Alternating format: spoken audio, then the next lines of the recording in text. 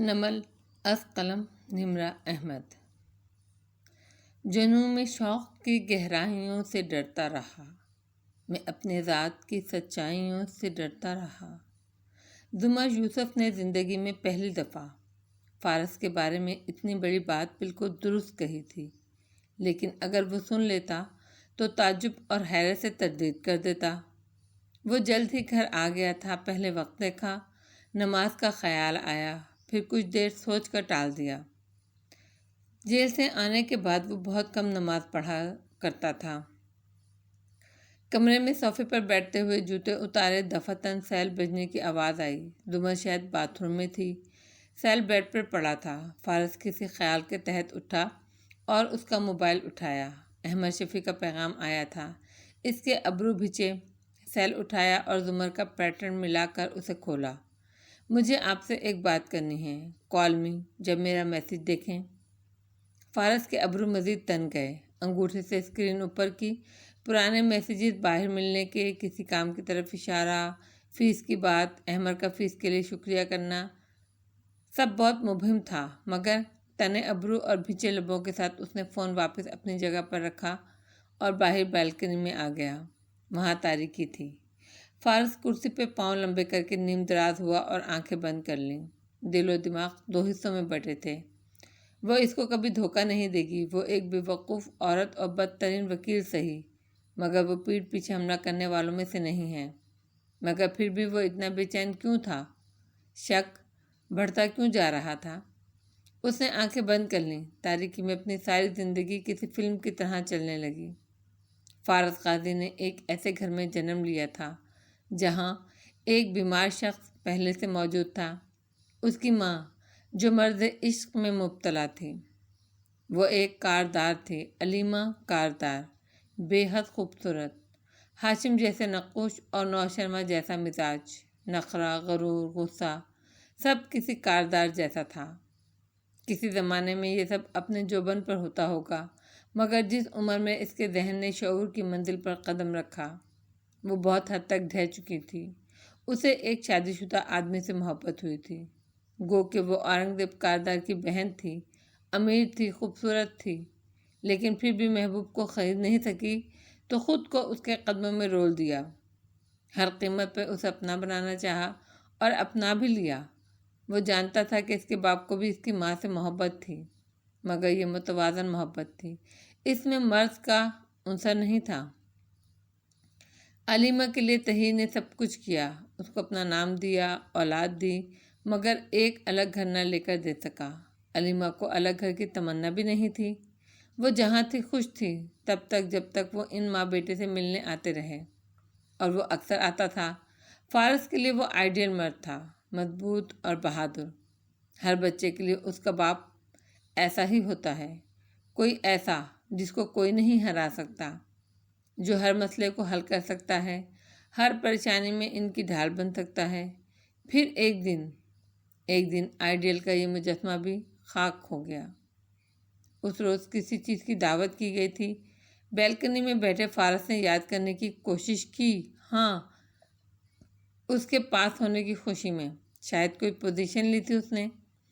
اس کا باپ، اس کی ماں اور 6 سالہ فارس بہت مسرت اور فخر سے اس دعوت کا حصہ بنے تھے۔ سب کچھ بہت اچھا تھا، تحفے، رنگ، خوشبو، روشنیاں۔ دعوت اورنگزیب نے دی تھی۔ کسی زمانے میں ان کو اپنی بہن اور بھانجے سے بہت لگاؤ ہوتا تھا، لیکن پھر جواہرات کاردار نے اپنے کسی ملازم کے ہاتھوں طاہر غازی کی پہلی بیوی کے گھر پیغام پہنچا دیا۔ وہ اپنے دونوں بچوں، ایک بڑی لڑکی اور ایک فارس سے کچھ بڑے لڑکے کے ساتھ اس دعوت پر آ دھمکی۔ ندرت اور وارث کی ماں ولایت بیگم، وہ سخت گیر، فربی مائل اور اوسط تعلیم یافتہ عورت تھی۔ اگر وہ کسی اونچی ڈگری کی حامل ہوتی تب بھی شاید وہ یہی کرتی جو اس نے کیا۔ علیمہ کے سوشل سرکل، اورنگزیب کے رشتہ داروں اور دوستوں کے سامنے اس نے چلا چلا کر سب کو بتایا کہ وہ اس دھوکے باز انسان کی پہلی بیوی ہے۔ یہ تو 2 بچوں کا باپ ہے اور اب یہاں کھڑا ہے ایک خوبصورت اور جوان عورت کے ساتھ۔ جواہرات اپنے بیٹے کے ساتھ سکون سے بیٹھی تماشا دیکھتی رہی۔ علیمہ حق تک سے کھڑی رہی۔ اورنگزیب اور طہین اسے سمجھاتے رہے کہ علیمہ، اورنگزیب سب جانتے ہیں کہ وہ پہلے سے شادی شدہ تھا، اس نے نکاح کیا ہے، گناہ نہیں کیا، مگر سارا مسئلہ یہی تھا کہ ولایت تو نہیں جانتی تھی، اسے تو آج علم ہوا تھا۔ اس نے اپنی زبان اور اپنے آنکھوں سے جو کچھ کہا وہ کونے میں کھڑے فارس کا ذہن تا عمر اپنے باپ کے لیے داغدار کر گیا۔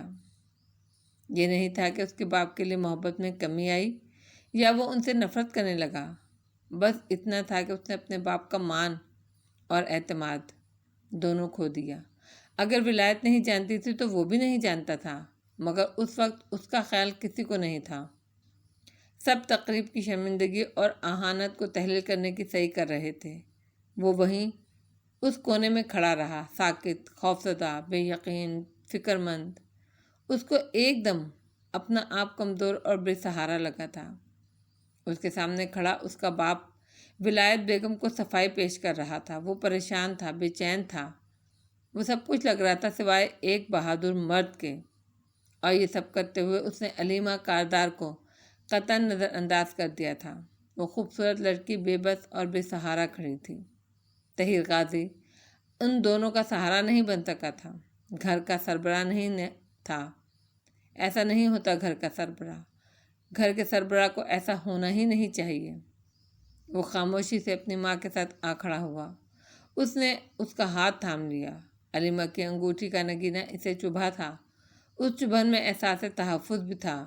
ان دونوں میں کون کس کو تحفظ دے رہا تھا دونوں کو نہیں معلوم تھا، مگر اس سین سے فارس کو لگنے لگا تھا کہ ہر رشتہ یا تو ختم ہو جاتا ہے یا دھوکہ دے جاتا ہے۔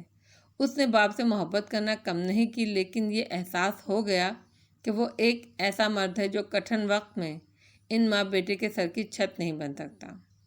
طاہر غازی اپنی پہلی بیوی اور خاندان کے ہاتھوں آہستہ آہستہ شکست تسلیم کرتے گئے۔ مہینوں بعد ادھر چکر لگا پاتے یا بالکل نہیں آتے، فارس کو نہیں معلوم یہ فیصلہ کس نے کیا تھا، لیکن ایک دن وہ ان دونوں کو اپنے خاندانی گھر لے ہی آئے۔ یہاں سے زندگی کا ایک نیا باب شروع ہوا۔ رنگین فلم جیسے بلیک اینڈ وائٹ اور میوٹ ہو گئی تھی۔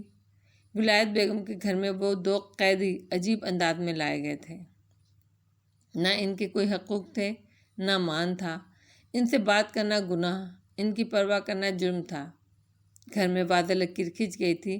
ایک طرف ایک کمرے میں وہ نازوں میں پلی مرد عشق میں مبتلا، ہر حال میں طہیر کے ساتھ رہنے کی خواہ لڑکی اپنے کم عمر بیٹے کے ساتھ تھی، اور دوسری طرف طہیر کی خاندانی بیوی اور اس کے دو بچے جن کو پورے خاندان کی سپورٹ حاصل تھی، اور اس کا کمزور باپ دریا کے دو کناروں کو ملانے کی کوشش میں ڈوبتا جا رہا تھا۔ وہ اپنے باپ کو ان سب سے نکالنا چاہتا تھا، مگر ایک دن اسے احساس ہوا کہ وہ شخص کبھی اس پانی سے نہیں نکل پائے گا۔ اس دن فارس گھر چھوڑ کر واپس بھاگ آیا تھا۔ زمر کمرے میں آ چکی تھی۔ آہٹ نے فارس کا ارتکاز توڑ دیا۔ وہ پرانی یادوں کو جھٹک کر موبائل نکال کر بے مقصد بٹن دبانے لگا۔ یہ طفل و جواں اس نور کے نورس موتی ہیں، اس آگ کی کچی کلیاں ہیں، جس میٹھے نور اور کڑوی آگ سے ظلم کی آندھی، رات میں پھوٹا صبح بغاوت کا گلشن۔ یہ الگ بات تھی کہ اس سپہر ہارون عبید کی رہائش گاہ کا سبزہ اداس تھا۔ آبدار کی کھڑکی سے دکھائی دیتے لان میں مور خاموش بیٹھے تھے، بطخیں اداسی سے کونے میں دبکی تھیں، بلی جانے کہاں گم تھی، اور وہ خود کمپیوٹر اسکرین کے سامنے سیف سعدی یوسف کا صفحہ کھولے دیکھ رہی تھی۔ آنکھیں شدید اداس لیے اس لڑکے کی مسکراہٹی تصویریں دیکھ رہی تھی۔ ذہن کے نہا خانوں میں ایک منظر سا امڑ امڑ آ رہا تھا۔ آبی نے آنکھیں بند کر لیں اور اس یاد کے جھرنے کو بہنے دیا، اتنا کہ اس کے پانی میں وہ خود بہتی چلی گئی۔ وہ یونیورسٹی کے کیفیٹیریا میں بیٹھی تھی۔ وہ سرد سی دوپہر تھی، سرما کی اداسی ہر جگہ گھلی ہوئی تھی۔ وہ سر جھکائے جرنل پہ چند اہم نکات لکھے جا رہی تھی جب اس نے وہ آواز سنی، کسی کو مارنے کی آواز۔ چونک کر سر اٹھایا تو کیفے کے ایک کونے میں، جہاں دیوار سی بنی تھی پتلی گلی کی طرح، وہاں ایک لڑکا دوسرے کو پیٹ رہا تھا۔ اس سے قبل کو وہ حیران اور پریشان سی اٹھتی مار کھانے والے لڑکے کے چہرے پر نظر پڑی۔ وہ نوشیروان کاردار تھا۔ آبی نے ناک سکیڑی اور واپس بیٹھ گئی۔ گڈ فار ہم۔ اس کے ساتھ والی میز پر ایک قدر درمیانی عمر کی دیسی عورت بیٹھی تھی، سر بالکل گرائے، چپ خاموش کنکھیوں سے آبی کو نظر آیا۔ ایک گھنگریالے بالوں والا لڑکا 2 کافی کے مگ لیے ادھر آ کر بیٹھا ہے۔ اس کی آبی کی طرف پشت تھی، وہ بھی توجہ دیے بنا کام کرتی رہی، البتہ ان کی باتیں کان میں پڑ رہی تھیں۔ وہ لڑکا شاید اس عورت کا اسٹوڈنٹ تھا، اور عورت کو تو وہ ٹیچر کی حیثیت سے پہچانتی بھی تھی۔ یہ تمہارا دوست ہے نا جو مار کھا رہا ہے؟ کیفے میں اس وقت لوگ بہت کم تھے، پھر بھی وہ اٹھ کر اس طرف دوڑے تھے، مگر وہ لڑکا کچھ بھی سنے سمجھے بغیر شیرو کو مارے جا رہا تھا۔ تم بھی اس کی مدد کے لیے جاؤ۔ اس کی مدد کے لیے بہت سے لوگ ہیں، ابھی پولیس بلا لیں گے، مگر آپ کی مدد کے لیے اس وقت صرف میں ہی ہوں۔ آبی خاموشی سے گردن ترچھی کیے لکھتی رہی۔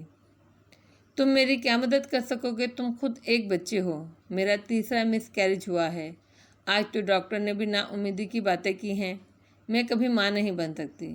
آبی نے یوں ہی سر اٹھا کر اس طرف دیکھا۔ لڑکے کی پشت تھی، مگر عورت کا نیم رخ واضح تھا، اور وہ سر جھکائے آنسو پونچھ رہی تھی۔ مسز مرجان، تھوڑے تحمل سے میری بات سنیں، وہ نرمی سے کہہ رہا تھا۔ آبدار پھر سے کام کرنے لگی۔ اسے معلوم تھا اب وہ اسے تسلی دے گا، علاج کے طریقے یا پھر ایڈاپشن، یا اس حقیقت کو قبول کر کے مثبت سوچ رکھنے کا نصیحت۔ لیکن آپ کا ڈاکٹر ٹھیک کہہ رہا ہے، آپ بانجھ ہیں، آپ کو یہ حقیقت تسلیم کر لینی چاہیے۔ لکھتے ہوئے آبی رکی، اس کی آنکھوں میں ناگواری ابھری۔ اسے برا لگا تھا، ایسے کہتے ہیں بھلا کسی کو؟ مڑ کر شاکی نظروں سے دیکھا۔ دور کونے میں لوگ شیرو کو اٹھا رہے تھے، وہ لڑکا بھاگ چکا تھا۔ آپ بانجھ کہلانے پہ اتنی اپسیٹ کیوں ہیں سعدی؟ مسز مرجان نے صرف گلہ آمیز نظروں سے اسے دیکھا۔ آپ قرآن پڑھتی ہیں مسز مرجان؟ اچھا، اب وہ حضرت ابراہیم علیہ السلام یا زکریا علیہ السلام والا واقعہ دہرائے گا؟ آبی نے دوبارہ سے کام کی طرف توجہ دیتے ہوئے سوچا۔ کبھی کبھی اس دنیا کے کروڑوں لوگوں کا مسئلہ ہے۔ خیر، آپ نے اس میں زکریا علیہ السلام والا واقعہ تو پڑھا ہوگا۔ انہوں نے اللہ سے دعا کی کہ ان کو اکیلا نہ چھوڑیں، تو اللہ نے انہیں یحییٰ عطا کیے، مگر وہ پیغمبر تھے سعدی۔ سعدی نے گہرا سانس لیا۔ میم، خوبصورت لڑکوں کی بات کاٹا نہیں کرتے، اس لیے تحمل سے مجھے سنیں۔ جب زکریا علیہ السلام نے دعا کی تو اللہ نے ان کو ایک دم سے اولاد نہیں دی، بلکہ پہلے بشارت دی کہ ان کے ہاں بیٹا ہوگا۔ مگر جب یہ بشارت دی تو زکریا علیہ السلام حیرت سے پوچھنے لگے کہ یہ کیسے ہو سکتا ہے؟ تو اللہ نے فرمایا، ہم نے اس سے پہلے آپ کو بھی تو تخلیق کیا تھا، اور آپ بھی تو کچھ نہیں تھے۔ آپ مجھے بتائیں مسز مرجان، کیا آپ نے غور کیا اس پر؟ دیکھو سعدی، میں سمجھ رہی ہوں تم کیا کہہ رہے ہو۔ اللہ تعالیٰ زکریا علیہ السلام کو یہ بتا رہے تھے کہ آپ کچھ بھی نہ تھے، یعنی ہر انسان پانی کا ایک قطرہ ہوتا ہے، اور یہ اتنا امیزنگ ہے کہ وہ 6 فٹ کا انسان بن جاتا ہے۔ ہم سب کی پیدائش امیزنگ ہے، لیکن میرا کیس مختلف ہے۔ نہیں، یہیں پہ ہم دونوں مختلف ہیں، کیونکہ قرآن پڑھنے اور قرآن پر غور کرنے میں فرق ہوتا ہے۔ آپ اسی آیت کو دیکھ لیں، اللہ نے زکریا کو مخاطب کیا کہ آپ بھی تو کچھ نہ تھے، آپ نے اس سے مراد ہر انسان کی پیدائش لی، لیکن میرے خیال میں اس کا ایک اور مطلب بھی ہے۔ آبی بے اختیار گردن موڑ کر دیکھنے لگی۔ مسز مرجان نے بھی قدرے متذبذب سے اس لڑکے کو دیکھا۔ میرے خیال میں مسز مرجان، اللہ تعالیٰ چاہتا ہے کہ ہم ہر انسان کی پیدائش نہیں، صرف زکریا کی پیدائش پر غور کریں۔ مطلب زکریا بنی اسرائیلی تھے، اور بنی اسرائیل یعقوب علیہ السلام کی اولاد ہوتے ہیں۔ آپ بتائیے، یعقوب علیہ السلام کس کے بیٹے تھے؟ اسحاق علیہ السلام کے۔ اور اسحاق علیہ السلام کس کے بیٹے تھے؟ ابراہیم علیہ السلام کے۔ اور ابراہیم اور سارہ کے علیہ السلام کے، اس نے اضافہ کیا۔ پشت ہونے کے باوجود آبی کو لگا وہ مسکرایا تھا۔ آپ کو پتہ ہے، بنی اسرائیل اس وقت دنیا کی سب سے بڑی قوموں میں سے ایک ہے۔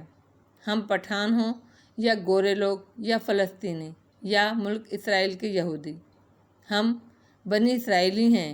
اسی لیے پٹھانوں اور گوروں، جن کو ہم انگریز کہتے ہیں، ان کی شکلیں ملتی ہیں، کیونکہ ہم سب پیچھے سے اسرائیل علیہ السلام کی اولاد میں سے ہیں۔ ذکریہ بھی اسرائیلی تھے، میں بھی اسرائیلی ہوں، اور ہم سب کی ماں تھیں حضرت سارہ۔ آپ کو معلوم ہے سارہ علیہ السلام کون تھیں؟ دنیا کی سب سے خوبصورت خاتون تھیں وہ۔ مسز مرجان کو یاد آیا۔ بالکل، وہ دنیا کی سب سے خوبصورت خاتون تھیں، اور وہ بانجھ تھیں۔ ایک لمحے کے لیے آبدار کا سانس رک گیا، ارد گرد ہر شے تھم گئی۔ مسز مرجان بھی بالکل ٹھہر کر سعدی کو دیکھ رہی تھیں۔ ایک تو اللہ تعالیٰ نے ذکریہ علیہ السلام سے جو فرمایا، شاید اس کا مطلب یہ بھی تھا مسز مرجان کہ آپ اپنی پیدائش پر غور کریں۔ ذکریہ، آپ بھی تو ایک بانجھ عورت کی اولاد ہیں۔ آج دنیا کی آبادی کا ایک بڑا حصہ اسی بانجھ عورت کی اولاد ہے۔ اگر سارہ کی اولاد ہو سکتی ہے تو دنیا کے ہر مرد اور عورت کے ہاں اولاد ہو سکتی ہے۔ مسز مرجان کی آنکھوں میں آنسو آ گئے۔ مگر وہ پیغمبر کی زوجہ تھیں، اس لیے ان کو اولاد ہوئی نہیں، ان کی اولاد اس لیے ہوئی کیونکہ انہوں نے دعا کی تھی۔ جب ابراہیم علیہ السلام نے دعا کی، جب ذکریہ علیہ السلام نے دعا کی، تو اللہ تعالیٰ نے فرمایا، ہم نے ان کی دعا قبول فرمائی۔ اللہ تعالیٰ دعا رد نہیں کرتے، لیکن اس میں یقین ہونا چاہیے۔ آپ کسی پیر، کسی قبر، کسی مزار، کسی تعویذ کو وسیلہ بنائیں گی تو اللہ تعالیٰ آپ کو انہی کے حوالے کر دیں گے۔ آپ ایسا مت کیجیے گا۔ اگر آپ تہجد نہیں پڑھتی کسی دعا کے لیے تو اس کا مطلب ہے آپ اس کو پانے کے لیے خود بھی سیریس نہیں ہیں۔ شدید پریشانی کے حالات میں دعائیں بھی شدید مانگنی ہوتی ہیں۔ یہ 5 وقت کی نمازوں کے بعد روٹین کی طرح دعا مانگنا کافی نہیں ہوتا۔ جتنی بڑی آزمائش ہے اتنا زیادہ اپنی دعا کو بڑھائیں۔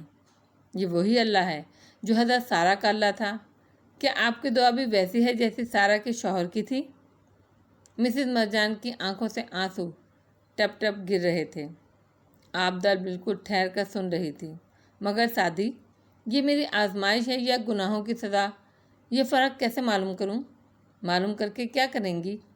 سزا ہوئی تو معافی مانگیں گی، آزمائش ہوئی تو دعا کریں گی کہ اللہ اس میں کامیاب کرے۔ مسز مرجان، مجھ سے پوچھیں تو یہ معلوم کرنا لا یعنی ہے۔ اس بحث کو چھوڑ دیں اور یہ دونوں کام کرتی رہیں۔ آپ کو پتہ ہے اللہ اپنے بندوں پر آزمائش کیوں ڈالتا ہے؟ بھیگے چہرے کے ساتھ مسز مرجان نے نفی میں سر ہلایا۔ بعض دفعہ کسی انسان کو اللہ تعالیٰ کوئی اونچا درجہ دے دیتا ہے، مگر اس کے اعمال اتنے نہیں ہوتے کہ وہ اس درجے تک پہنچ جائے۔ یعنی وہ اچھا آدمی ہوتا ہے مگر بہت زیادہ نیکیاں نہیں کر پا رہا ہوتا، اور اللہ تعالیٰ ناانصافی تو نہیں کر سکتے نا۔ سو اس شخص کو اس درجے تک پہنچانے کے لیے، سمجھیں سیڑھی پہ کھڑے شخص کو 10ویں سیڑھی تک پہنچانے کے لیے اللہ تعالیٰ اس پر پریشانیاں ڈالتا ہے تاکہ اس کے گناہ جھڑیں۔ ظاہر ہے گناہ کم ہوں گے تو وہ اوپر اٹھتا جائے گا۔ جس دن وہ اس مقام تک پہنچ جاتا ہے اس کی آزمائش کھول دی جاتی ہے۔ یہ میری خود گھڑی بات نہیں ہے، یہ صحیح حدیث کا مفہوم ہے۔ مطلب کہ یہ سب ہمیں کسی مقام تک پہنچانے کے لیے ہوتا ہے۔ جی، اب یہ آپ پہ ہے کہ آپ اس مقام تک کتنی جلدی پہنچتی ہیں۔ زیادہ سے زیادہ نیکیاں کریں تو جلد زینے عبور کریں گی۔ حدیث میں آتا ہے کہ انسان کو کوئی چیز ملنے والی ہوتی ہے کہ اس کے گناہ آڑے آ جاتے ہیں۔ اس لیے گناہوں سے بچیں اور زیادہ سے زیادہ اچھے اعمال کریں۔ نبی پاک صلی اللہ علیہ وآلہ وسلم نے فرمایا ہے کہ کشادگی کا انتظار بہترین عبادت ہے، اس لیے اپنی کشادگی کا انتظار کیجیے۔ اور اولاد کی معذوری، بیماری یا اولاد کا ہو کر مر جانا، یہ سب کچھ کروز نہیں ہے، یہ تو انبیاء کی آزمائش تھی، یہ بڑے لوگوں کی آزمائش ہوتی ہے۔ آپ خوش قسمت ہیں، ہو سکتا ہے روز قیامت آپ کو کشادگی کے انتظار میں گزارے یہ ماہ و سال بہت قیمتی لگیں، کیونکہ وقت آپ کو وہ دے جائے گا جو کوئی اور نہیں دے سکتا۔ میں پھر کہتا ہوں، یہ کروز نہیں ہے، کیونکہ اللہ ہمیشہ ان لوگوں کی سائڈ پر ہوگا جن کو وہ آزمانے کے لیے اتنے بڑے بڑے دکھ دیتا ہے۔ آبدار عبید کو ایسا کوئی مسئلہ درپیش نہیں تھا، پھر بھی اس کو لگا اس کی آنکھ سے آنسو گرا تھا۔ کوئی اتنا نرم، اتنا پیارا کیسے بول سکتا ہے؟ اس نے ایک دفعہ پھر گھوم کر اس لڑکے کو دیکھنا چاہا۔ اس کی پشت تھی مگر سامنے گلاس ڈور فریج میں اس کا چہرہ منعکس ہو رہا تھا۔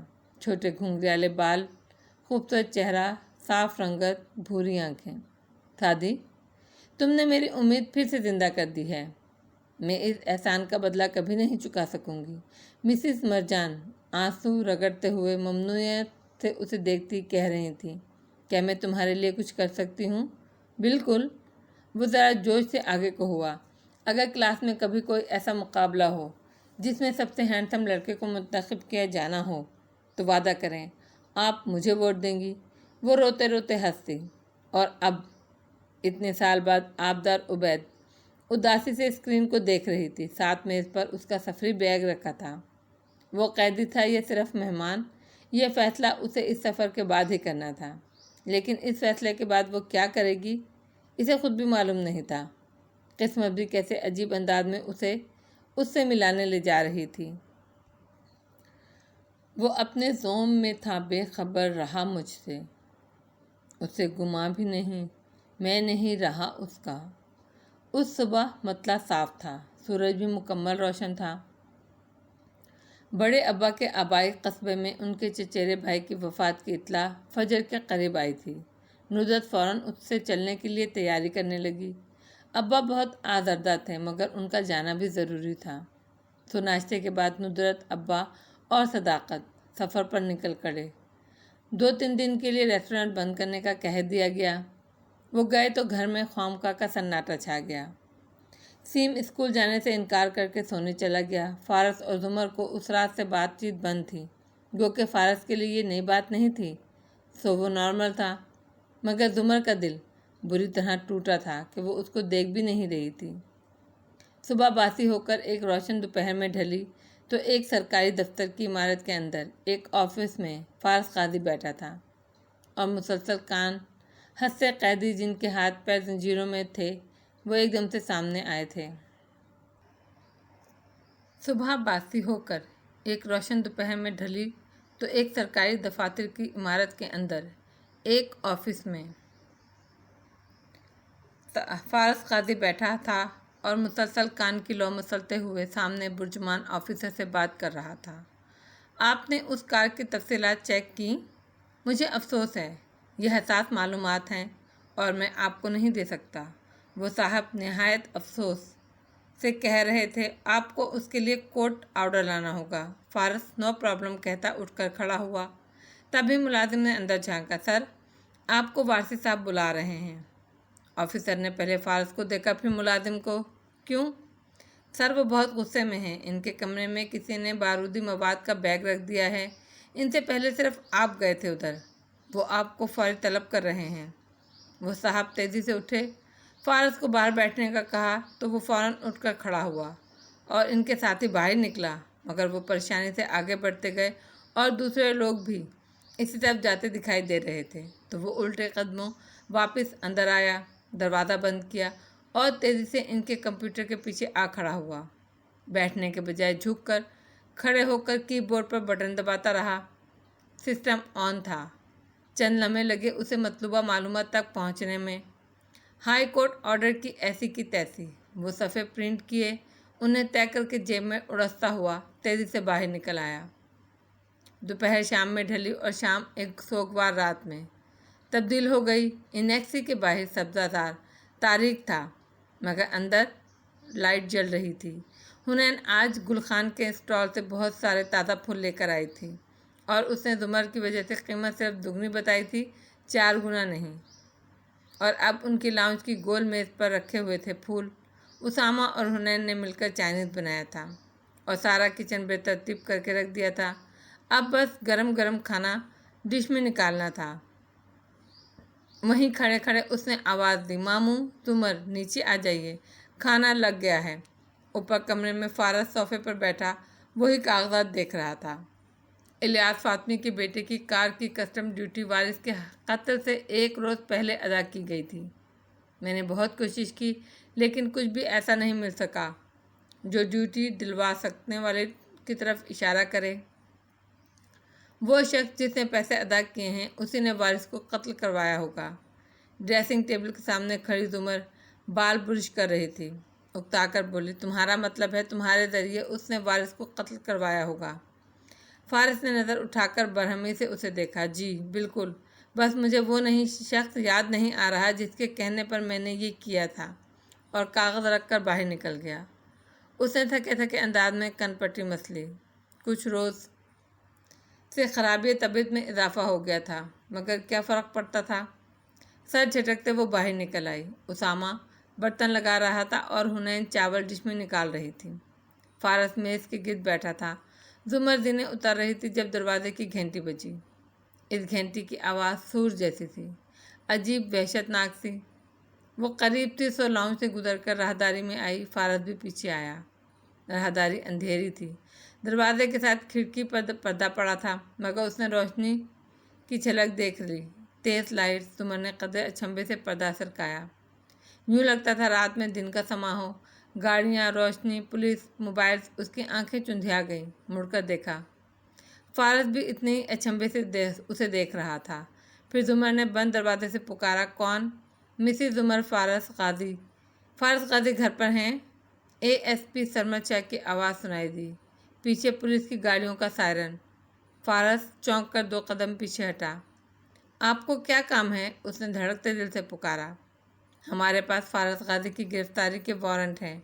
इनसे कहिए कि पुरअमन तरीक़े से ख़ुद को कानून के हवाले कर दें। किसी ने जुमर के दिल पर पैर रख दिया। उसने बेख्तियार लबों पर हाथ रख लिया। फिर आगे हुई। तहीर हॉल से बाहर मुझे वारंट पास करें। मैं वारंट देखे बगैर दरवाज़ा नहीं खोलूँगी। अगले ही लम्हे कागज़ दरवाजे की दरद से अंदर दाखिल किए गए। जुमर ने कपकपाते हाथों से उसे पकड़ के खोला। चंद अल्फाज पढ़े। 28 अगस्त की रात कमरुद्दीन चौधरी का कत्ल। फारस गाजी नामजद मुलजिम। तभी फारस ने पीछे से कागज़ उसके हाथ से खींचा। जुमर नहीं मुड़ी। वो बेबसी भरे गुस्से से पुकार कर बोली थी, ASP साहब, ये पहली पेशी पे मुअत्तल हो जाएगा। आप एविडेंस क्रिमिनल की बिना पर किसी को गिरफ्तार नहीं कर सकते। अल्फाज उसके लबों में रह गए जब फारस ने कोनी से पकड़कर उसे पीछे खींचा और दूसरी दीवार से लगाया। फिर कागज़ इसके सामने लहराकर सुर्ख कुसीली आंखों से बोला, ये क्या है? डोंट वरी ये सब। जुमर बीबी, ये क्या है? दस्तखत करने की तरफ इशारा कर रहा था। जुमर बिल्कुल ठहर गई। दस्तखत को नहीं देखा, वो सिर्फ फारस की आंखें देख रही थी। ये जुमर जस्टिस मुकर्रम के साइन हैं, राइट?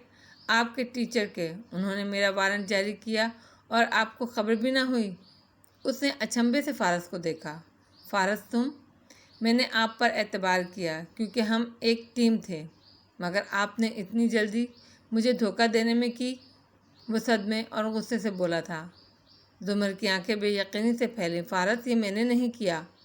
मुझसे इंतकाम लेने के लिए शादी की थी ना? थोड़ा सब्र कर लेती, मैं अपने ख़ानदान को तो वापस जोड़ लेता, फिर भेज देती मुझे जेल। कागज़ गुस्से से नीचे मारा था। फारस, ये मैंने नहीं किया। वो बिल्कुल सुन थी, सिर्फ आप जानती थी 28 अगस्त के बारे में। जस्टिस मुकर्रम आपके टीचर हैं। अहमद को आपने हायर किया मेरे ख़िलाफ़ सबूत ढूंढने के। क्यों, क्या नहीं किया था? उसकी आंखों में देखकर वो पूछ रहा था। जुमर के सारे अल्फाज ही ख़त्म हो गए। फारस, वो और मामला था। मैं ये जो इतने दिन से आप बार बार डॉक्टर की तरफ जाने का कहकर घर से निकलती थी, ये सब मुझे फंसाने के लिए कर रही थी। वो शदीद हर्ट हुआ। फारस, मैं क्यों तुम्हें जेल भेजना चाहूँगी? पहली दफ़ा भी तो आपने ही भेजा था। दुखी मलामत से भरी आंखों से उसे देखते उसने जुमर की कोहनी छोड़ दी और दरवाजे की तरफ आया जो मुसलसल बज रहा था। जुमर सुनसी खड़ी थी, बिल्कुल पत्थर हुई। फारस ने दरवाज़ा खोला। ASP उसकी नफरी बाहर चौकस खड़ी थी। बहुत सी गन का रुख इसकी तरफ था। ऊपर अपने कमरे की खिड़की में खड़े हाशिम ने मशरूब का गिलास भर रहे फ़ख्र से जवाहरात को देखा।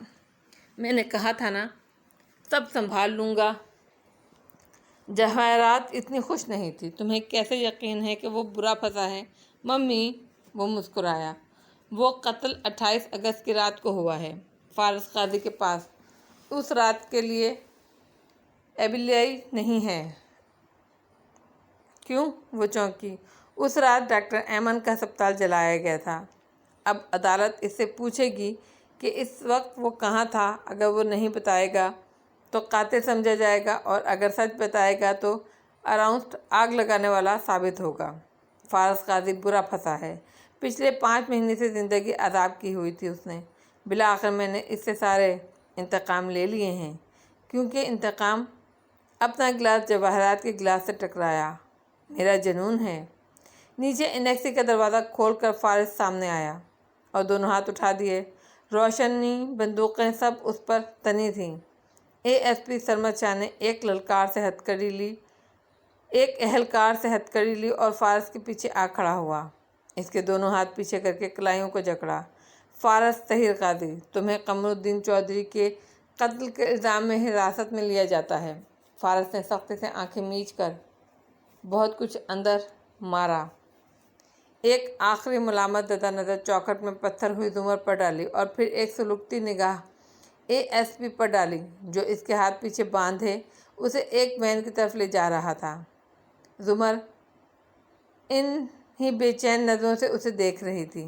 زندگی میں پہلی دفعہ اسے احساس ہوا تھا کہ بے قصور ہوتے ہوئے ناکردہ جرم کا الزام لگے تو کیسا محسوس ہوتا ہے.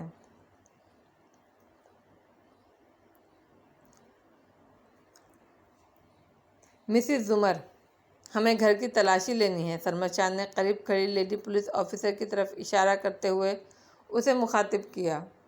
زمر کا ذہن مفلوج تھا. اس نے لیڈیز اہلکاروں کو دیکھا، پھر اے ایس پی کو. ذہن بیدار ہونے لگا. اس نے ایک ہاتھ دروازے کی نوب اور دوسرا چوکھٹ کی لکڑی پر جمایا. سفید پرتیں چہرے کو سخت بنانے کی کوشش کی، مگر جب بولی تو آواز میں کپکپاہٹ تھی. اتنے سال جتنے کام کیے ہیں میں نے آپ کے یا آپ نے میرے، کیا ان میں سے کوئی اس قابل ہے کہ آپ ہمارے گھر میں داخل نہ ہوں؟ مسز زمر، میرے پاس سرچ وارنٹ ہے، لیکن ابھی مجھے یاد آیا کہ مجھے اپنے بیٹے کو 10 منٹ کی کال کرنی ہے. سختی سے کہتے اس کی آنکھوں میں دیکھا. 10 منٹ بعد میں آپ کے گھر میں داخل ہوں گا. زمر نے جلدی سے اسبات میں سر ہلاتے دروازہ بند کیا. پھر مڑی تو دھکا سا لگا. سامنے حنین اور سیم کھڑے تھے، خوفزدہ، پریشان. وہ ماموں کو لے گئے. زمر، اب کیا ہوگا؟ حنین بہت ڈر گئی تھی. سیم کو کوہنی سے پکڑ رکھا تھا. زمر آگے آئی. حنا کی آنکھوں میں دیکھا. حنین، پولیس نے ہمیں 10 منٹ دیے ہیں، پھر وہ گھر کی تلاشی لیں گے. او گاڈ! حنا نے سیم کی کوہنی چھوڑی. 20 منٹ؟ ہمارے کاغذ، ہمارے لیپ ٹاپس، موبائلز، ان کو غائب کیسے کریں؟ اس کی ضرورت نہیں پڑے گی. زمر سیم کے پاس آئی جو بالکل چپ اور الجھا ہوا کھڑا تھا. زمر نے اس کے دونوں ہاتھ تھامے. اس کے ہاتھ سرد تھے، سیم کے گرم تھے. آپ خوفزدہ ہیں پھوپھو؟ زمر نے اس کی آنکھوں میں دیکھتے نم آنکھوں سے سر ہلایا. میں بہت خوفزدہ ہوں. میں آپ کے ساتھ ہوں، آپ ڈریں مت، وہ فکر مندی سے بولا. سیم، میری بات سنو، وہ بے ربط سانسوں کے درمیان کہہ رہی تھی. شادی نہیں ہے، فارس بھی نہیں ہے، اس گھر میں کوئی مرد نہیں ہے سوائے تمہارے. اسامہ، آج سے اس گھر کے بڑے مرد ہو. میری آنکھوں میں دیکھ کر کہو، تم اس گھر کے بڑے مرد ہو. میں اس گھر کا بڑا مرد ہوں. اس نے زمر کے ہاتھ تھامتے دہرایا. اوکے. اس نے چند گہرے سانس لیے. اب تم کچن کی کھڑکی سے باہر کودو، پولیس تمہیں نہیں روکے گی. ہاشم کی بیلکنی میں جاؤ اور دروازہ کھٹکھٹاؤ. دروازے کا شیشہ ان بریکیبل ہے، لیکن اگر وہ نہ کھولے تو تم گملہ اٹھا کر اس کے دروازے پر مارنا. تب تک مارتے رہنا جب تک وہ باہر نہیں آتا. جب وہ نکلے تو تم اس کو کہو گے زمر آپ کو بلا رہی ہے، اور اسامہ، تم اس کو لیے بغیر واپس نہیں آؤ گے. اسامہ ہاتھ چھڑا کر کچن کی طرف بھاگا. زمر نے بے اختیار کنپٹی مس لی. فارس کی بے یقینی ایک دم. اتنی ساری پولیس کی نفری کا اس کے دروازے پر آ جانا جیسے حملہ کرنے کو تیار ہوں. ابا کی غیر موجودگی. وہ طے نہیں کر سکی کہ کیا زیادہ بھیانک تھا. 10 منٹ بعد دروازہ کھٹکنے لگا. दुमर ने खिड़की का पर्दा हटाकर देखा। सामने सीम के साथ हाशिम चलता आ रहा था, ऐसे कि सेम ने उसकी आस्तीन कलाई से पकड़ी हुई थी। शुक्रिया, आप आ गए हाशिम। उसने दरवाज़ा खोल दिया। हाशिम परेशानी और कदरे गुस्से से पुलिस एहलकारों को देखते उन तक आया। जुमर, क्या हो रहा है? ये फारस को अरेस्ट करके ले गए। वो मुझे पहले क्यों नहीं बुलाया और इसकी गिरफ्तारी क्यों होने दी? हाँ? जुमर के पीछे खड़ी हुनैन बस उसको देख रही थी।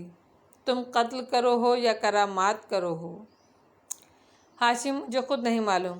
तब बहुत जल्दी में हुआ। जुमर ने उन दोनों को अंदर आने दिया और दरवाज़ा बंद कर दिया। एएसपी साहब अब सायरन पर उनको दरवाज़ा खोलने के लिए कह रहे थे।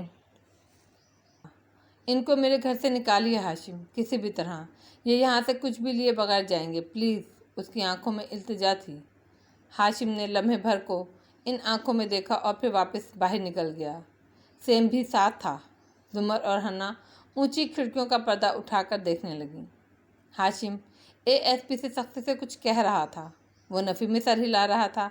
हाशिम ने मोबाइल पर नंबर मिलाकर चंद अल्फाज कहे और फिर फ़ोन एएसपी को दिया। वो मुतज़्ज़ब सा इस अमर से नावाकिफ़ के जस्टिस सिकंदर की तरफ से आने वाले अहकामात इसी शख्स के होते हैं। फ़ोन पर यस सर करता रहा।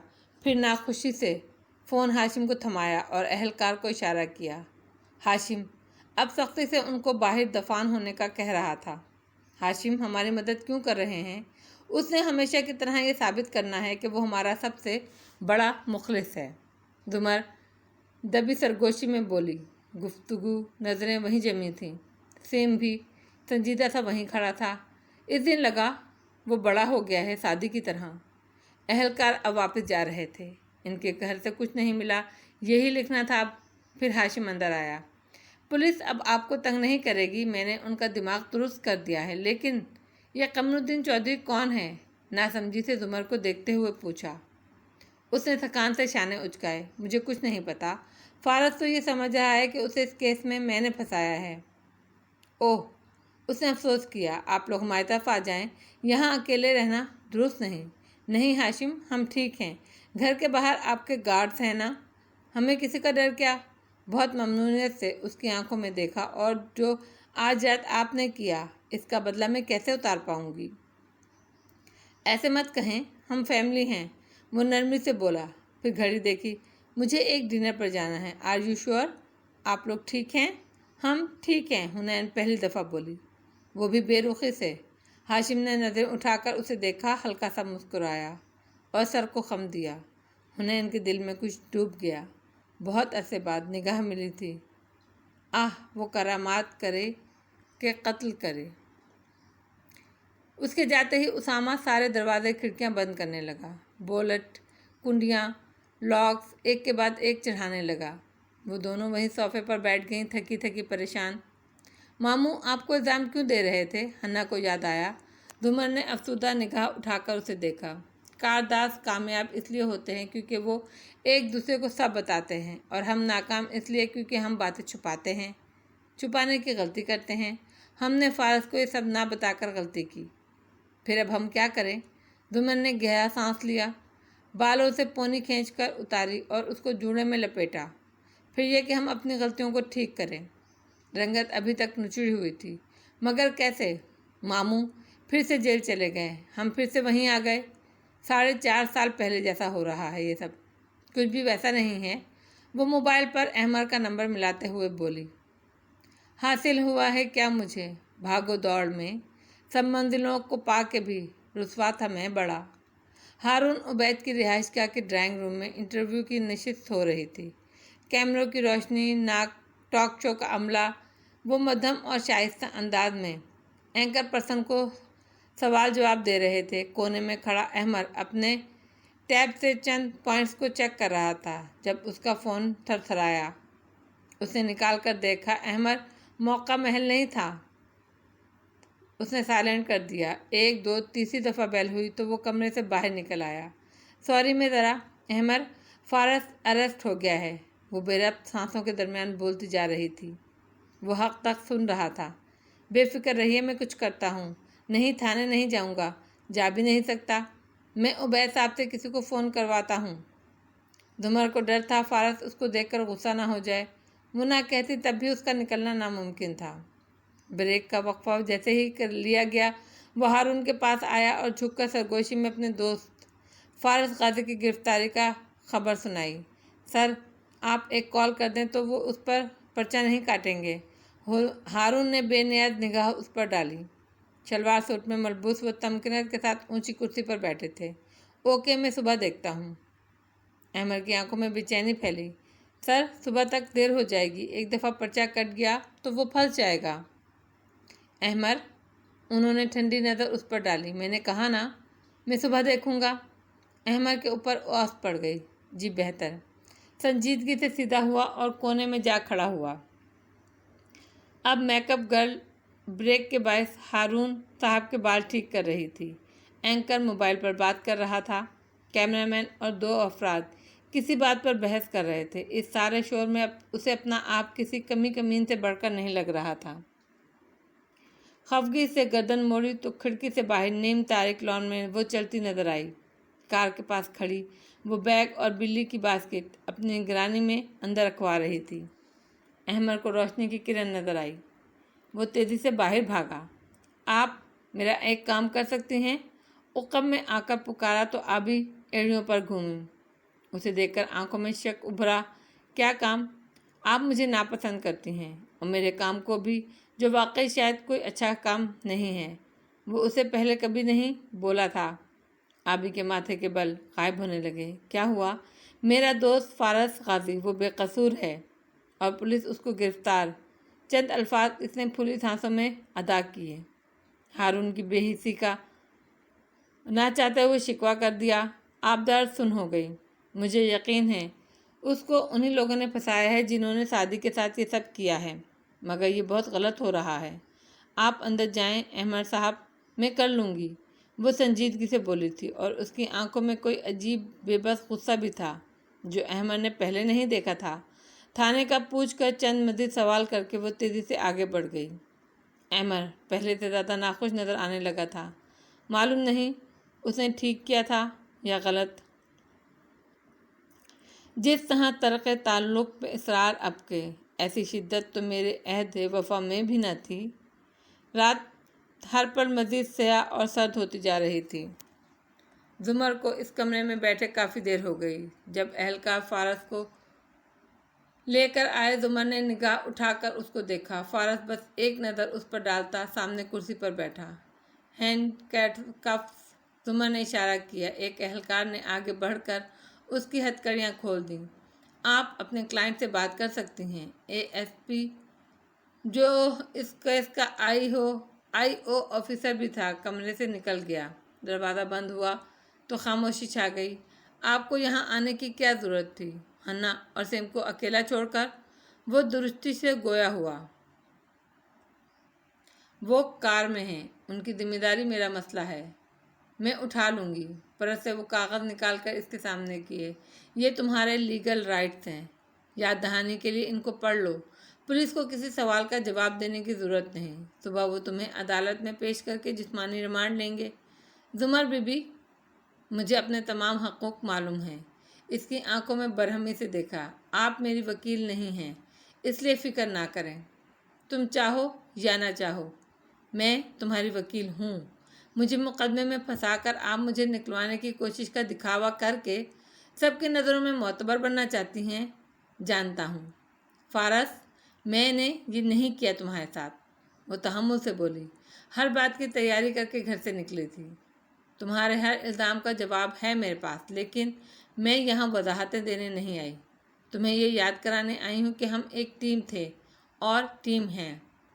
وہ انہی چپتی نظروں سے اسے دیکھتا رہا۔ مجھے آپ کے ایک لفظ پر بھی اعتبار نہیں ہے۔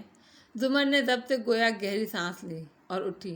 میں جانتی ہوں تم بے گناہ ہو۔ تم نے شاید اس مقتول کو جانتے بھی نہیں، کجا یہ کہ میں اس کو جانتا بھی تھا اور جیل میں اس کو 2 دفعہ پیٹا بھی ہے۔ خوش، وہ بھی کھڑا ہوا۔ زمر بس اس کو دیکھ کر رہ گئی۔ اس لیے زمر بی بی، آپ میری وکیل نہیں ہیں۔ صبح کورٹ میں آنے کی زحمت مت کیجیے گا۔ اپنے رائٹس پڑھو اور خاموش رہو۔ وہ پرس اٹھاتی اس کی خفا نظروں سے دیکھتی باہر نکل گئی۔ دمر جس لمحے کار میں آ کر بیٹھی، قریب میں ایک لش چمکتی کار آ رکی۔ ڈرائیور نے پچھلی سیٹ کا دروازہ کھولا اور اندر سے آبدار نکلی۔ سرخ اسکارف چہرے کے گرد، کاندھے پر لمبی چین کے پرس پہ ہاتھ رکھے وہ ایک سوٹ میں ملبوس ملازم کے ساتھ سیدھی آگے چلتی گئی۔ ترک دنیا کا سما، ہفتے ملاقات کا وقت۔ اس گھڑی اے دل آوارہ کہاں جاؤ گے؟ فارس کو دوبارہ لاک اپ میں بند کر دیا گیا تھا۔ وہ سلاخوں کے پیچھے ادھر ادھر ٹہل رہا تھا۔ غصہ، بے سکونی اس کے چہرے سے عیاں تھی۔ رک کر ایک زوردار مکہ سلاخوں پر مارا۔ ہاتھ کی پشت جلد پھٹ گئی، مگر درد کسے ہونا تھا؟ غصہ، بے بسی ہر چیز پر غالب تھی۔ تبھی آہٹ ہوئی۔ اہلکار آئے، لاک اپ کھولا اور اسے باہر لے آئے۔ SHO کے روشن سے آفس میں داخل ہوتے ہی وہ ٹھٹکا۔ آنکھوں کی پتلیاں سکڑیں۔ سامنے آبدار بیٹھی تھی، چائے رکھی جا رہی تھی۔ سوٹڈ بوٹڈ ملازم ساتھ کھڑا تھا۔ آہٹ پر آبی نے گردن موڑی۔ مجھے احمد نے بھیجا ہے، مگر مجھے دیر ہو گئی، یہ FIR کاٹ چکے ہیں، نرمی سے کہنے لگی۔ کسی نے فارس کے سامنے بھی چائے کا کپ رکھا۔ وہ چپتی نظروں سے آبی کو دیکھتا رہا۔ غصہ اب غائب ہو چکا تھا۔ آپ آج بھی چائے نہیں پئیں گے کیا؟ آبی نے مسکرا کر سادگی سے کپ کی طرف اشارہ کیا۔ میم، آپ کو دیر ہو رہی ہے، باوردی ملازم نے دبے دبے لفظوں سے اسے یاد کرایا۔ آبدار نے گہری سانس بھری اور SHO کو دیکھا۔ کل بابا آپ کو خود فون کر لیں گے، تب تک مجھے امید ہے آپ ہمارے دوست پہ کسی قسم کا تشدد نہیں کریں گے۔ بالکل، آپ بے فکر رہیں، اس نے فرش شناسی سے یقین دہانی کرائی۔ اب کہ آبی نے چہرہ گھما کر افسوس سے فارس کو دیکھا۔ مجھے شرمندگی ہے، میں آپ کے کوئی کام نہیں آ سکی۔ میری سری لنکا کی فلائٹ ہے، مجھے ایئرپورٹ پہنچنا ہے۔ SHO صاحب، آپ ہمیں پرائیویسی دے سکتے ہیں؟ آبدار ذرا چونکی اور پھر سر کے خم سے SHO کو اشارہ کیا۔ چند ہی لمحوں میں وہ سب وہاں سے اٹھ کر چلے گئے۔ روشن کمرے کا دروازہ بند ہوا تو پیچھے خاموشی چھا گئی۔ جی کہیے، آبدار سکون سے اس کی طرف رخ کیے پوچھنے لگی۔ آپ سری لنکا جا رہی ہیں؟ آبی نے سر ہلایا۔ پوچھ سکتا ہوں کیوں؟ اس کی نگاہیں آبدار کی آنکھوں پر جمی تھیں۔ آبدار نے ایک لمحے کے توقف سے جواب دیا۔ اپنی ریسرچ کے سلسلے میں، وہ جو آپ کلینیکل ڈیتھ سے گزرنے والے مریضوں پر کرتی ہیں۔ اچھا، ٹھیک۔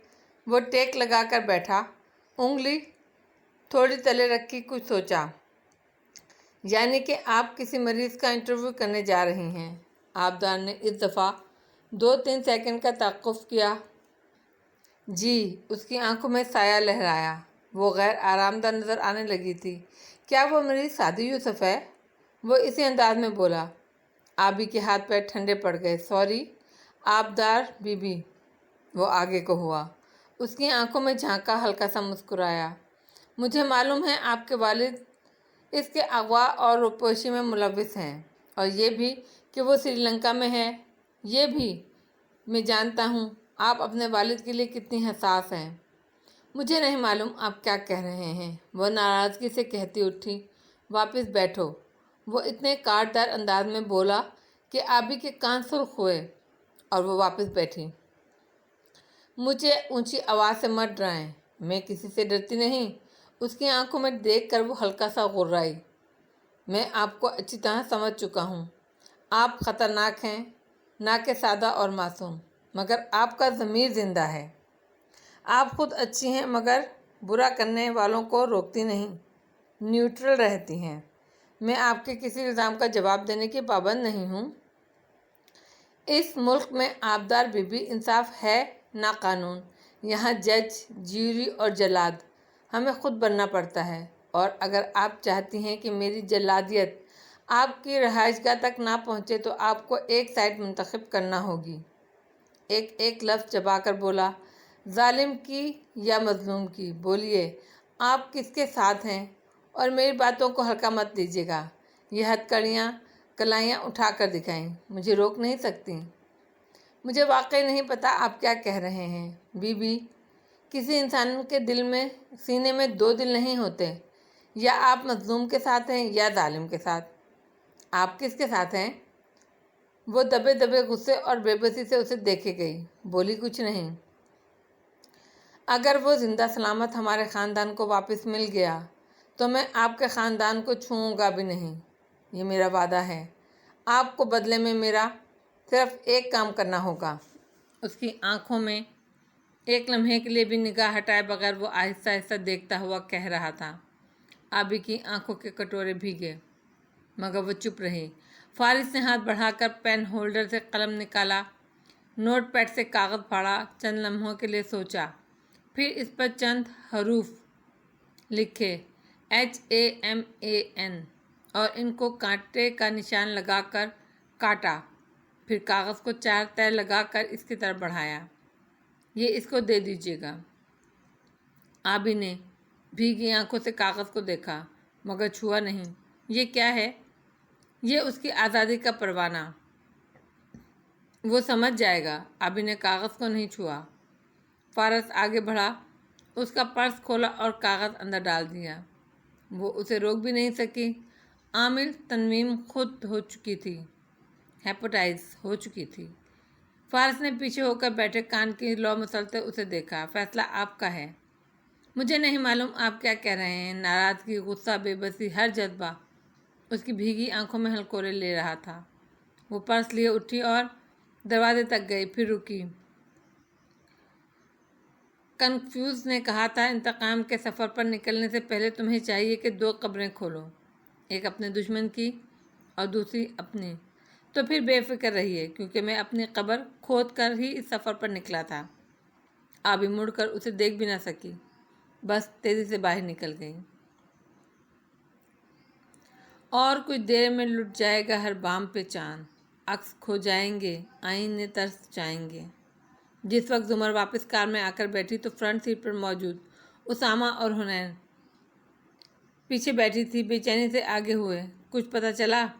ہاں، مقتول قمر الدین کچھ عرصہ فارس کے ساتھ جیل میں رہا تھا۔ 10 اگست کو اس کو اغوا کیا گیا۔ 29 اگست کو 2 آدمی اس کی لاش اس کے گھر پھینک گئے۔ پوسٹ مارٹم کے مطابق قتل 28 اور 29 اگست کی درمیانی رات ہوا تھا۔ ان 2 آدمیوں میں سے ایک ناظم پکڑا گیا ہے، وہ بھی فارس کے ساتھ جیل میں تھا۔ اس کی شہادت پر پولیس نے فارس کو گرفتار کیا ہے۔ ناظم کا کہنا ہے آدمی کو گولی فارس نے ماری تھی۔ ظاہر ہے وہ جھوٹ بول رہا ہے، سیم نے کہا۔ سیم فوراً بولا۔ زمر نے گہرا سانس لیا۔ ہاں ظاہر ہے۔ خیر، کل صبح فارس کو ہم عدالت میں پیش کر کے جسمانی ریمانڈ لے لیں گے۔ جسمانی ریمانڈ کیا ہوتا ہے؟ یعنی کہ پولیس کچھ دن کے لیے ملزم کو تھانے میں رکھ کر اس سے تفتیش کرے۔ زمر سیٹ بیلٹ پہنتے ہوئے بتا رہی تھی۔ مرڈر کیس ہے، 14 دن کا ریمانڈ مل سکتا ہے، لیکن اکٹھا نہیں، 3 دن، 5 دن کر کے، یعنی اتنے دن وہ اس ASP کی تحویل میں ہوں گے۔ حنین بے بسی سے بولی تھی۔ نہیں، یہ کیس اس کے تھانے کا نہیں ہے۔ جو SI اس کے ساتھ ہمارے گھر آیا تھا، یہ اس کا کیس ہے۔ سرمد شاہ صرف معاون تھا، کیونکہ ناظم کو سرمد شاہ کے علاقے سے اسی کی مدد سے گرفتار کروایا گیا ہے۔ یعنی اگر سرمد شاہ نہ ہوتا تو یہ سب اتنا آسان نہ ہوتا۔ حنین نے کیا سوچ کر یہ کہا زمر جانتی تھی، مگر اب اس بات پہ کیا تبصرہ کرتی؟ گھر میں ایک عجیب تنہائی کا احساس ہر کونے میں سے ٹپک رہا تھا۔ ابا اور ندرت کو ان کی واپسی تک لا علم رکھنے کا فیصلہ کر کے وہ تینوں زمر کے کمرے میں آ گئے۔ دروازہ بند کیے سیم نے ایک ایک چٹکنی اور لاک چڑھایا۔ خوف ان کے آس پاس سانس لے رہا تھا۔ میں اور ہنا بیڈ پر سو جائیں گے، تم صوفے پر سو جاؤ، زمر نے نرمی سے اسے پکارا، جو آج ایک دم بڑا اور سنجیدہ سا نظر آنے لگا تھا۔ نہیں، میں اپنے کمرے سے میٹرس لے آیا ہوں، نیچے ڈال لوں گا۔ یہ صوفہ بہت سخت ہے، اس کے ساتھ کا لاؤنج میں ہے نا۔ ایک دن میں لیٹا اس پر تو وہ دن میری کمر دکھتی رہی۔ زمر نے بے اختیار اس خالی صوفے کو دیکھا۔ دل کو زور سے کسی نے جیسے مٹھی میں لیا تھا۔ رات قطرہ قطرہ پگھلتی رہی۔ تینوں کھلی آنکھوں کے ساتھ چت لیٹے رہے۔ پھر ہنا بولی، یہ قتل 28 اگست کی رات کو ہی کیوں ہوا؟ ہم دونوں کو پتہ ہے سب کس نے جان بوجھ کر اسی رات کو کروایا جب ہسپتال والا واقعہ ہوا، لیکن وہ الجھ گئی تھی۔ وہ یہ سب تبھی کروا سکتے ہیں جب ان کو آگ لگنے سے پہلے معلوم ہو چکا ہو کہ فارس یہ کرے گا۔ دیکھو، آگ کا سن کر ان کا شک فارس کی طرف جانا تو بنتا ہے، مگر ان کو پہلے کیسے معلوم ہو سکتا ہے؟ یہ صرف میرے اور فارس کے درمیان تھا، ہم نے کسی سے فون پر بھی ڈسکس نہیں کیا۔ سیم خاموش لیٹا، ان کی باتیں سنتا رہا۔ وہ اس سے کچھ نہیں چھپا رہی تھی۔ گھر والوں سے باتیں چھپانے کی نتائج کبھی اچھے نہیں نکلتے۔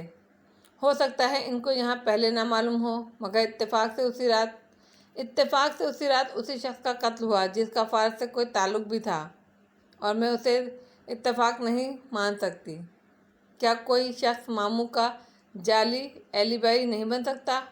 کورٹ میں کہہ دے کہ فارس غازی اس رات میرے ساتھ تھا۔ استغفر اللہ حنین، یہ جرم ہے، اور جرم پر جرم کبیرہ ہے۔ وہ خاموش ہوئی۔ حنا شرمندہ ہوئی۔ میرا یہ مطلب نہیں تھا۔ ادھر قصر کاردار کی اسٹڈی کی کھڑکیوں پر بارش کی ننھی بوندیں گر رہی تھیں۔ دھندلے شیشے کے پار دیکھو تو ہاشم کے سامنے ناخوش سا خاور کھڑا تھا۔ سر، آپ کو گھر کی تلاشی سے روکنا نہیں چاہیے تھا۔ میری ساری محنت کو اس ایک چیز نے کمزور کر دیا ہے۔ وہ لڑکا میرا دروازہ توڑنے والا تھا، میں کیسے نہ کھولتا؟ ہم سب کچھ خود سے شک ہٹانے کے لیے کرنا ہی پڑتا ہے۔ یہ بھی ہے، بہرحال میں سب درست کر لوں گا۔ فارس اگلے کئی سال جیل سے باہر نہیں آئے گا۔ اور ان سب سے دور تھانے کے نیم اندھیر کمرے میں تیز روشنی کا بلب جھول رہا تھا۔ میں اس کے سامنے بیٹھا I.O پوچھ رہا تھا، آغاز تفتیش سے۔ میں آرام سے پوچھ رہا ہوں، تمہارا قمرالدین سے کس بات پر جیل میں جھگڑا ہوا تھا؟ آرٹیکل 13 کے تحت مجھے خاموش رہنے کا حق ہے۔ وہ ٹیک لگا کر بے نیاز سا بیٹھا تھا۔ تم 28 اور 29 اگست کی درمیانی شب کہاں تھے؟ I.O نے بھی تحمل سے پوچھا۔ آرٹیکل 13 کے تحت مجھے خاموش رہنے کا حق ہے۔ اور وہ عجیب وحشت زدہ سی رات اس طرح قدم با قدم روشنی کی جانب بڑھتی رہی۔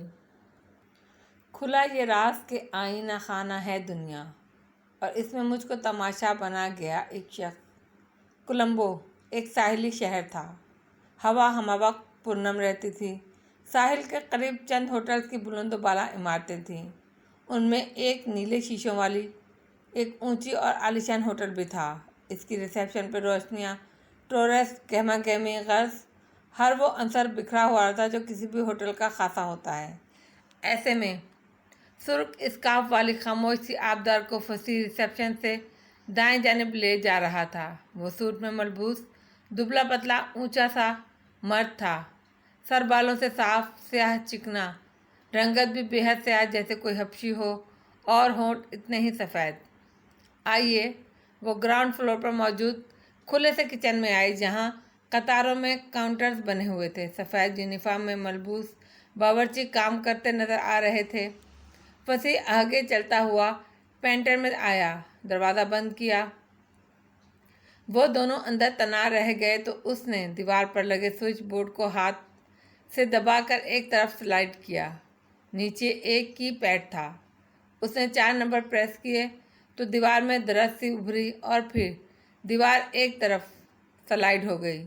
آگے لیفٹ کے بند دروازے تھے، اور ساتھ میں ایک آلہ لگا تھا۔ فصیح نے دروازہ بٹن دبایا اور پھر تھوڑی آلے میں رکھی۔ روشنی کی ایک لکیر نکلی، اس کی آنکھ کی ریٹائنا کو تشخیص کیا اور ہرا سگنل بجایا۔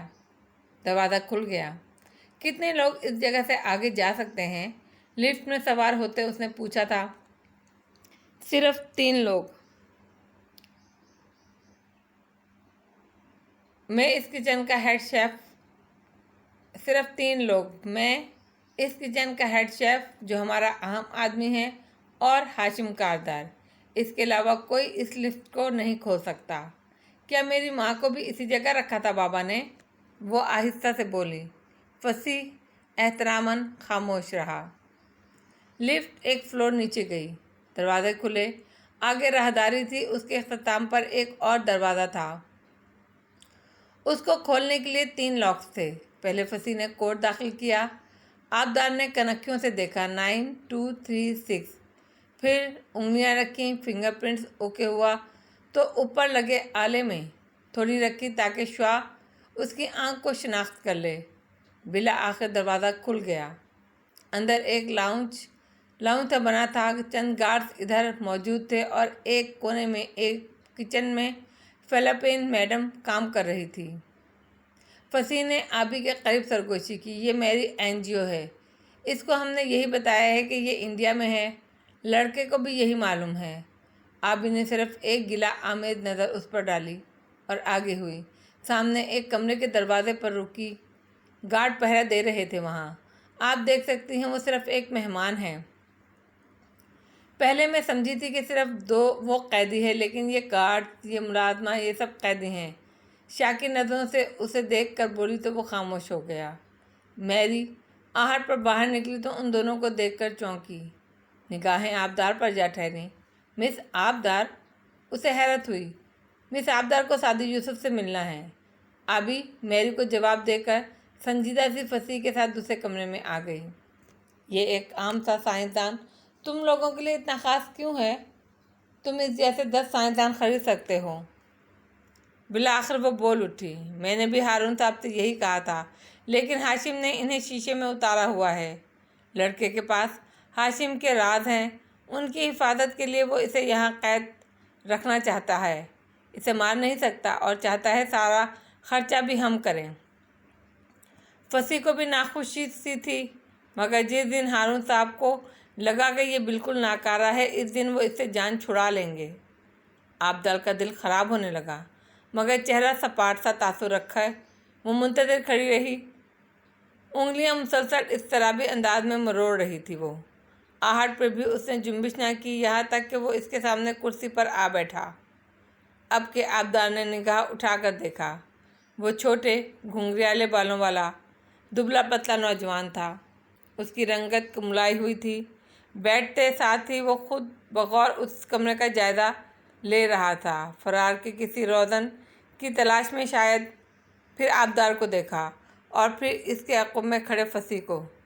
सादी यूसुफ, ये आबदार उबैद हैं, एक हैप्नोथेरेपिस्ट। तुम्हें इनके साथ एक सेशन करना है। ये कारदार साहब का हुक्म है। सादी ने बारी बारी इन दोनों को देखा। अबरूतन गए। कारदार साहब से कहो अहकामात अपने मुलाजमों तक रखें। उन दोनों की तरफ इशारा किया। अगर वो अपने अहकामात महदूद रखें तो बेहतर होगा। आराम से फसी ने सख्ती से हाथ उठाकर उसे घोरा। ये हारून उबैद की साहबजादी हैं और तुम। थैंक यू फसी, क्या तुम हमें अकेला छोड़ सकते हो? मगर वो गर्दन उठाकर फसी को हतमी नज़रों से देखते बोली तो वो खामोश हुआ। फिर बाहर निकल गया और दरवाज़ा बंद करवाया। आबदार ने निगाहों का रुख उसकी तरफ फेरा। वो तुंद सी नज़रों से उसे देख रहा था। सो तुम हाशिम कारदार के मेहमान हो? सपाट सा गोया हुई। आपको क्या चाहिए मुझसे? वहाँ भी इतना ही शक और शुबा था। मुझे नहीं, कर्नल खावर को तुम्हारे वकील का नाम चाहिए।